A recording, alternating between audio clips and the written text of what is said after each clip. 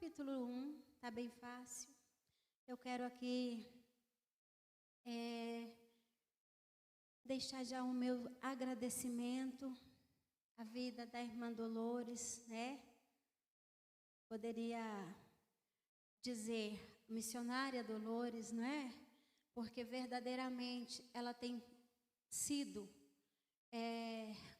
um discípulo verdadeiro do Senhor, tem feito, prestado um trabalho missionário do Senhor na terra, né? Trabalho missionário não é só aquele que você vê a pessoa com um título, né, com um rótulo escrito missionário, né?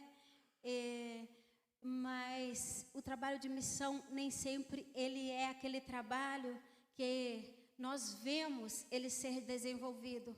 Eu costumo dizer que o trabalho missionário, o verdadeiro trabalho missionário, ele é feito na calada, é no silêncio. Tanto é que quando nós olhamos para outros países, os missionários, eles estão ganhando vida dentro das cavernas, debaixo de subsolos. Esse é o trabalho do verdadeiro missionário. Amém? Quero agradecer a vida do pastor Luciano, da pastora Elisama, por nos conceder esta oportunidade, confiar, né, primeiro em Jesus, daí em nós, por estarmos ministrando aqui a palavra. Agradeço toda a igreja e trouxe a minha carta, o pastor Luciano já a leu, né? E congrego no campo Madureira, Assembleia de Deus, Madureira, campo do Jardim América, com o pastor Epaminondas Nogueira, e estamos em comunhão, tanto com o ministério quanto com a convenção, amém? E quero compartilhar com vocês hoje, gostaria que você não guardasse a sua Bíblia, mas que você ficasse com ela sobre tuas mãos, para no decorrer assim a gente está podendo falar alguns versículos e vocês estão acompanhando.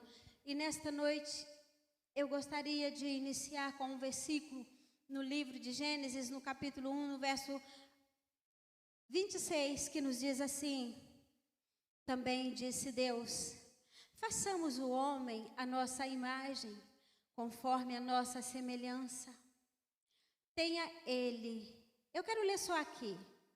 Tenha ele domínio sobre os peixes do mar, sobre as ervas, aves dos céus, sobre os animais domésticos, sobre toda a terra e sobre todos os répteis que rastejam pela terra. Criou Deus, pois, o homem à sua imagem,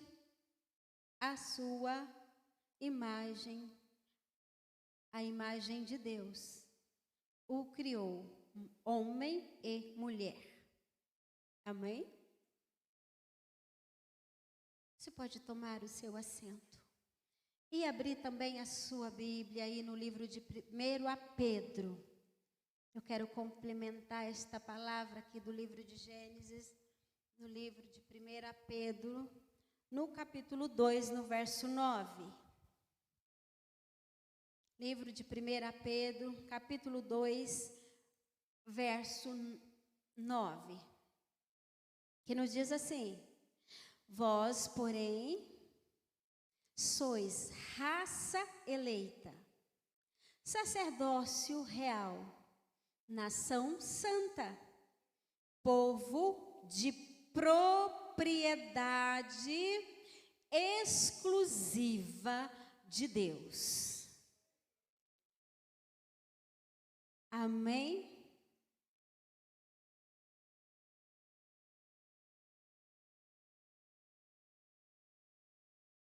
Isto é o que a palavra diz que somos.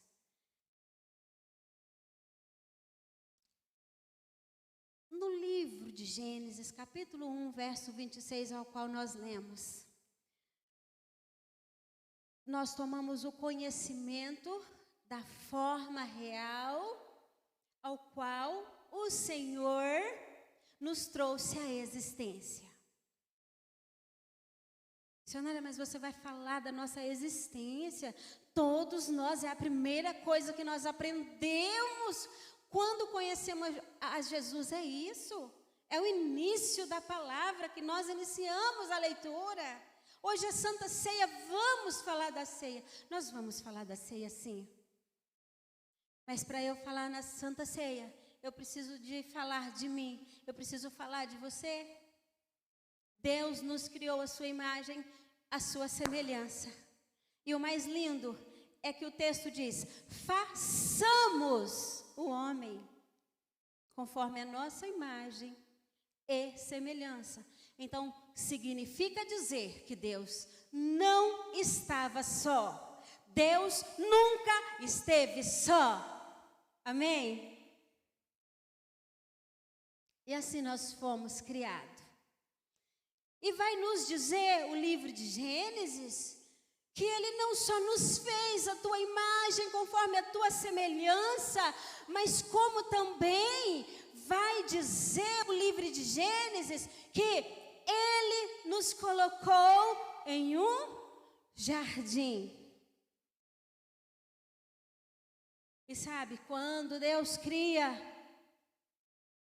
os nossos pais, Adão e Eva, coloca eles sobre um jardim, Deus já tinha criado todo o jardim. Deus já tinha cuidado de tudo para eles cuidarem. Então, quando se dá no livro de Pedro, 1 Pedro capítulo 2, verso 9, que vai descrever que nós somos nação eleita, povo adquirido, propriedades de Deus. É porque algo aconteceu entre a criação e o jardim. Você viu que a ordem do Senhor, quando Ele faz o homem, Ele entrega tudo nas mãos dEle, para Ele dominar sobre tudo. E os homens simplesmente deixa de ser o dominador daquilo que Deus entregou na mão dele para ser dominado. Hoje nós estamos aqui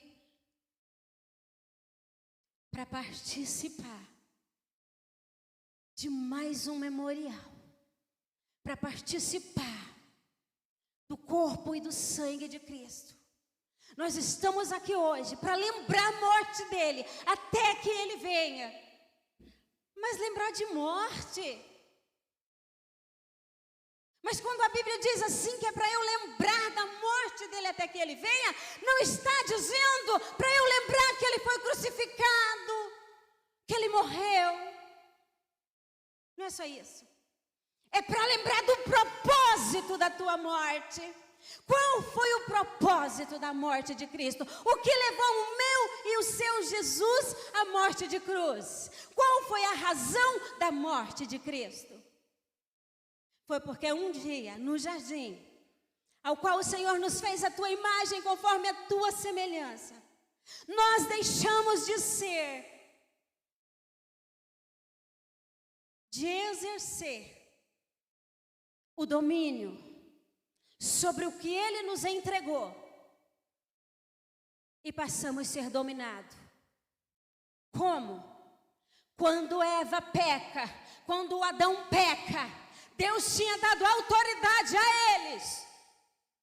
Nós lemos aqui sobre os répteis, sobre tudo, até os animais rastejantes.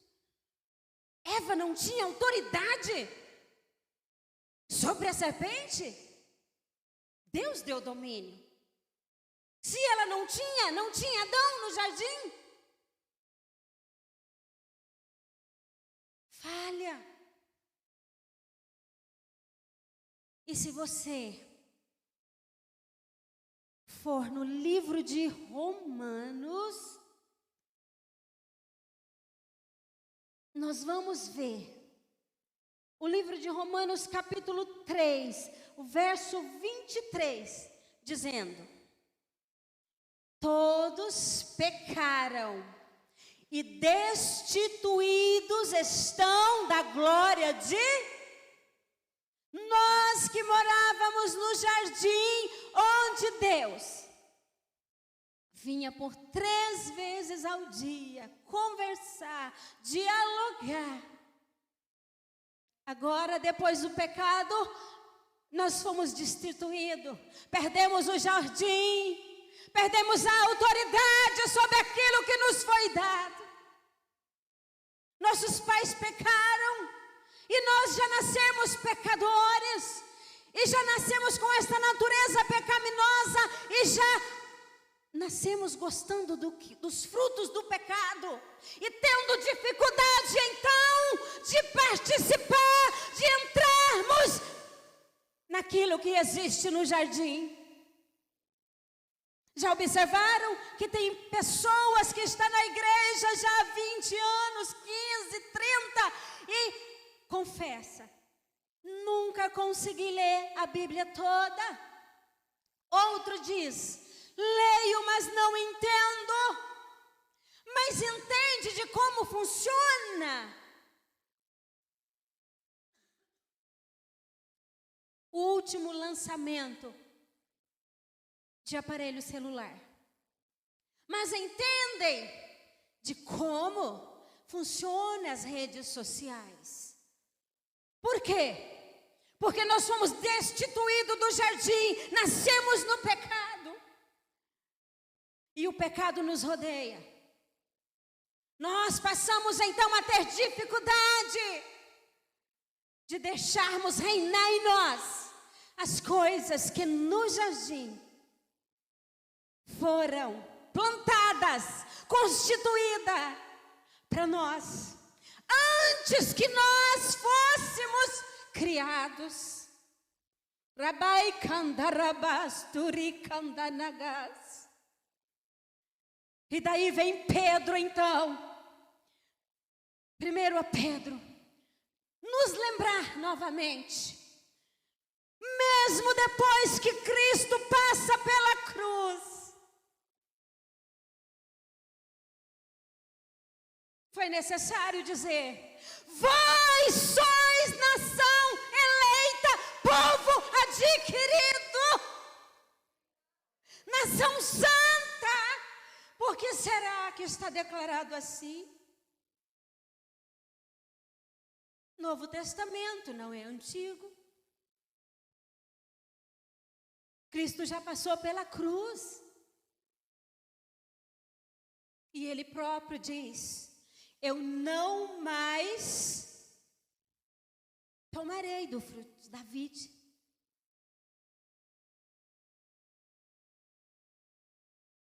Ele deixou para nós lembrar.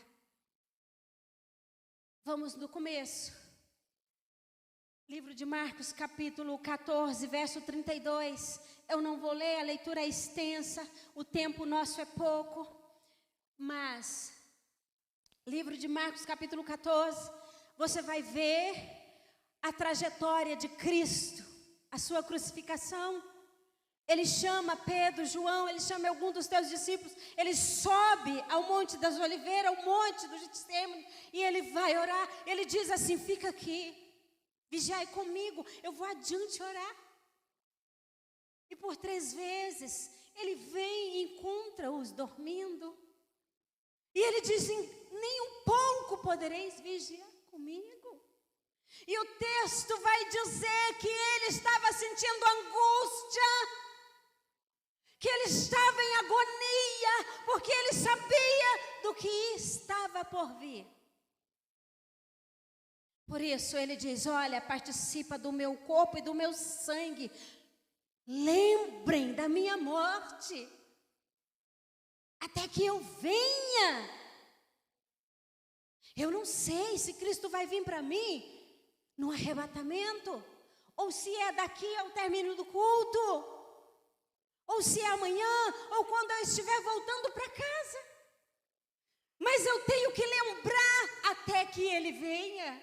Qual vai ser o momento dele vir para mim? Qual vai ser o momento dele vir para você? Qual é a lembrança que Cristo quer de mim e de você. Quando ele diz para nós lembrar, é interessante que Deus, Cristo, ele podia dizer, olha, eu quero que vocês lembrem como eu nasci, como eu vivi. Eu quero que vocês lembrem sempre do exemplo que foi o meu ministério. Não seria uma boa recomendação para nós como cristãos? Mas não.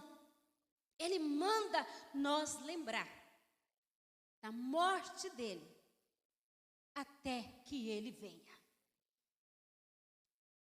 E sabe qual o principal motivo que ele nos manda lembrar da morte dele? É porque nós fomos destituídos da glória dele pelo meio do pecado. Quando nós fomos destituídos da glória de Deus, nós nos tornamos escravos do pecado, nós deixamos de ser dominador daquilo que Deus nos entregou, então passamos a ser dominados por Satanás, pelos frutos do pecado, pela doença, pela enfermidade, por tudo enquanto é castra maligna, porque a maior concentração de milagres de Cristo qual foi? Expulsar demônios, curar pessoas. Nós estávamos entregues a isso. Hoje não mais. Por que ele nos deu poder? Quando Jesus ressuscita, ele chama os discípulos e ele diz, eis que eu vos dou poder para expulsar demônios. Porque novamente ele nos traz para a presença de Deus. Nós deixamos então de ser, nós saímos do estado de destituição da glória de Deus, da presença de Deus, para ser povo adquirido, para ser nação eleita, para ser povo santo, propriedade particular de Deus. Eu vou falar de novo porque só o pastor entendeu. Propriedade particular de Deus. Vou falar de novo que aí vai chegar lá no céu. Você e eu somos propriedades particular de Você está liberto. Você está livre. Por isso que nós lembramos da morte. É por isso que nós celebramos a morte de Cristo. Não é porque nós vamos crucificar Jesus, mas nós estamos lembrando Satanás. Nós estamos dizendo para o inferno que Cristo venceu, que Cristo me trouxe de volta para o jardim. Eu e você está dizendo quando você toca no pão e no vinho, que representa o corpo e o sangue de Cristo, você está dizendo, ei, eu voltei para o jardim, eu sou nação santa, eu sou povo adquirido, eu sou povo exclusivo de Deus. Eu me lembro que eu queria, a irmã Dolores falou assim, traga uma botija para mim. Eu fui procurar a botija. E nós fizemos na igreja um musical de Páscoa. Nós ganhamos com a ajuda do Espírito Santo 8 almas. Que era o nosso objetivo, era almas. Nós temos um projeto, o pastor Luciano, esse ano. 1 mais 1. O que é o 1 mais 1? Eu ganho uma pessoa. Por exemplo, nós somos 200 pessoas na igreja. Cada um vai ganhar mais um. Vai gerar quantos no final do ano? 400 pessoas. Amém? Eu digo, Deus, eu tenho 3 filhos. Então eu quero minhas 3 noras. É 1 mais 1. Então tá, eu tenho 3 filhos. Cada um vai gerar um. Você faz o seu 1 mais 1. Entendeu? Multiplica. Cristo, Ele nos devolveu a presença de Deus. E quando Ele fala para nós lembrar da morte dEle até que Ele venha, Ele está dizendo assim, olha, eu quero que você lembra que você não é mais escravo do pecado. Eu quero que você lembra que o que está escrito em Isaías 53, que diz que eu levei sobre mim as suas dores, as suas enfermidades, o castigo que estava sobre ti. É para você ter vida, é para você ser cheio da minha presença, é para você ir aos que ainda estão lá fora e fala de mim, que eu sou manso e humilde de coração, e que na minha presença há liberdade.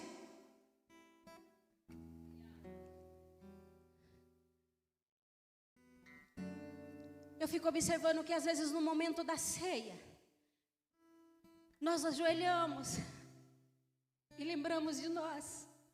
A tendência de quando nós ajoelhamos para participar da ceia é lembrar das nossas misérias, é lembrar se eu murmurei em pensamento, é lembrar se eu ofendi alguém, é lembrar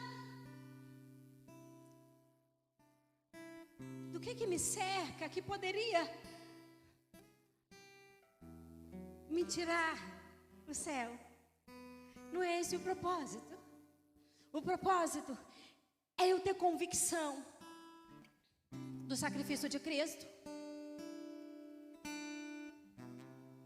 Conhecereis a verdade e a verdade vos libertará. Você é livre. Eu estava aqui na hora do louvor, louvando, adorando. Às vezes algumas pessoas assustam com a minha maneira de ser. Eu não consigo adorar parada. Eu tenho que me movimentar. E às vezes eu fico assim, né?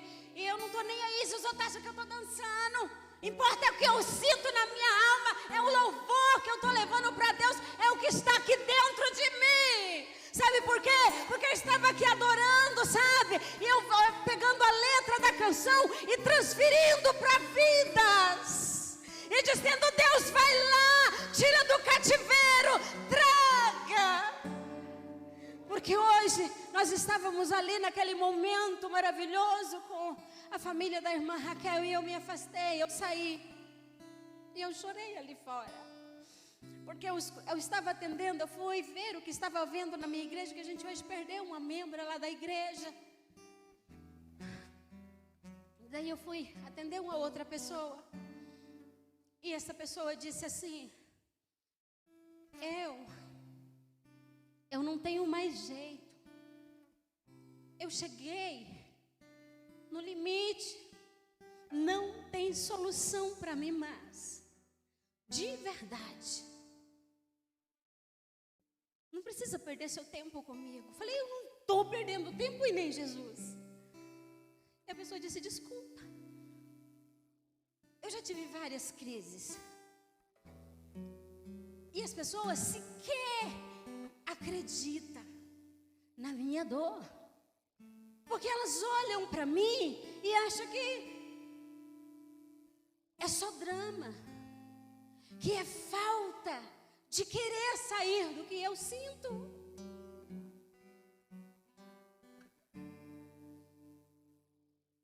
Sabe? Quando eu toco na ceia do Senhor, quando eu ouço a leitura, para eu participar dela até que Ele venha,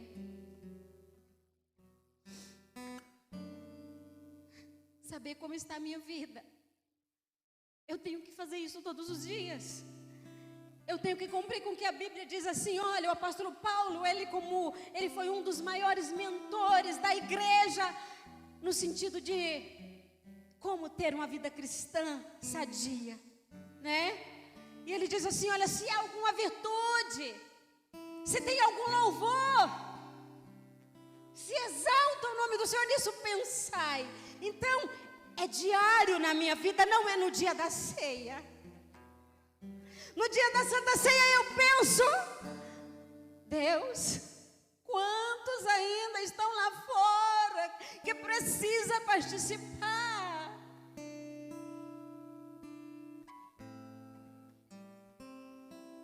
E hoje eu peguei esta vida. Ele disse assim, e não é gente descrente não, igreja. Ele disse, eu nem sei o que eu vou fazer na igreja. Porque eu entro, eu saio, mas eu não consigo adorar. E a minha maior vontade é de adorar. Igreja, quando Deus diz assim, ó, lembra da minha morte, Deus está dizendo para mim e para você assim, ei, eu morri para te arrancar da mão de Satanás. Arranca as vidas que estão lá fora. Tira os meus que ainda estão em cativo na mão do inimigo. É isso que Cristo está dizendo para mim e para você. Lembra para que foi que eu morri.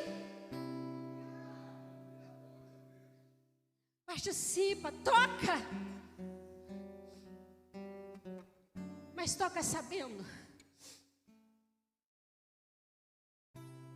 Qual foi o primeiro mandamento? Qual foi a primeira ordem de Cristo para os discípulos quando Ele ressuscita? Ide por todo mundo e pregai o meu evangelho. Ele ressuscitou para isso. Ele morreu para isso. Ele se deu para isso. Não foi só para arrancar a família, esperança eterna, não. Tem muitos ainda lá fora para compor esta igreja, para compor esta mesa.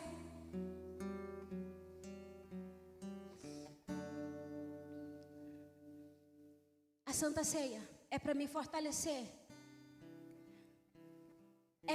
É uma forma de eu dizer para Satanás aqui a minha comunhão. Eu não caio mais. Eu sou nação eleita, eu sou povo adquirido. Eu tenho uma palavra de equilíbrio. Eu tenho uma bússola. Eu tenho um Deus. Eu tenho um dono. Gente, aqui diz que nós somos particular. Que nós somos povo, nação. Que nós somos propriedades particular. Entra numa propriedade particular para ver o que acontece. Invade para ver. Não precisa nem de eu dizer, né?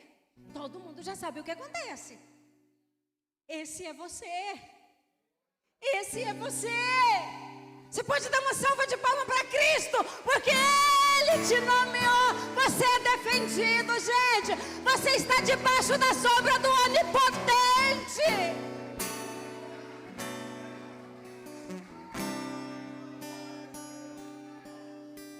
Além de ser nação eleita, povo adquirido, ser propriedade particular, você tem um alimento que te sustenta.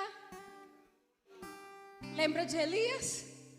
Ganhou pão cozido na brasa, água da botija. E, na força daquela comida, andou 40 dias e 40 noites. Esse é o Deus que você serve. Esse é o Deus que falou para você ser participante do corpo e do sangue dele. Ele está dizendo para você assim: olha, na força que eu te dou, através de você participar deste memorial do meu corpo e do meu sangue, eu te fortaleço, eu te sustento de pé.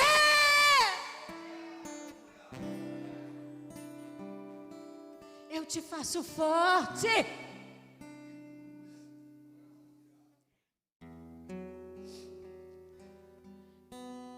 palavra do Senhor diz assim: diga ao fraco, eu sou forte.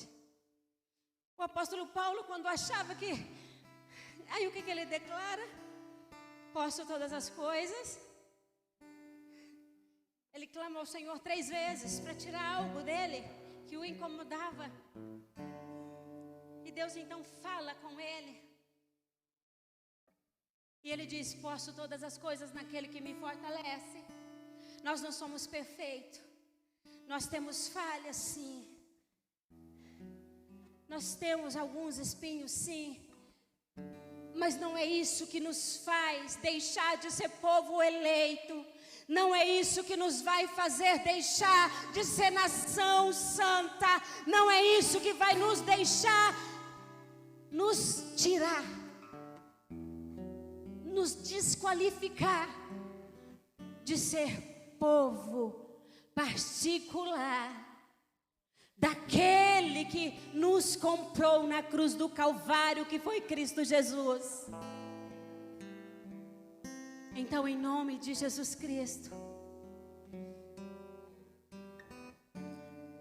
não fique olhando para as tuas limitações, porque Paulo tinha, a Bíblia fala sobre um espinho na carne, mas isso não impediu Paulo de ser o maior mentor, de ser o maior evangelista e ganhador de alma e fundador de igreja no mundo. Não deixe que as tuas limitações te paralise, te leve de novo para o deserto, porque Cristo nos resgatou. Cristo nos comprou de novo, nos fez povo eleito.